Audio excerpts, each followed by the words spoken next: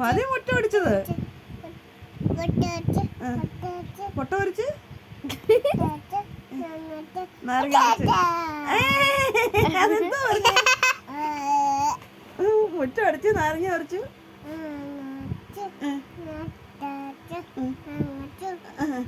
മുട്ട അടിച്ചു തലങ്ങണി വെച്ചു പാവിരിച്ചു. ആയിഷത്താത്തി പറയുന്നത്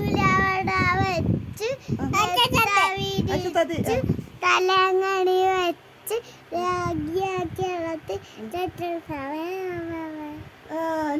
മോള് പറഞ്ഞു ഇങ്ങോട്ട് കളിച്ചു.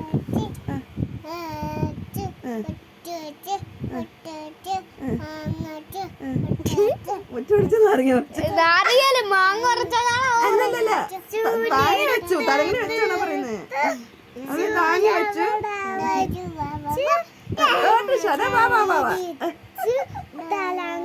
മുട്ട വെച്ചു കറി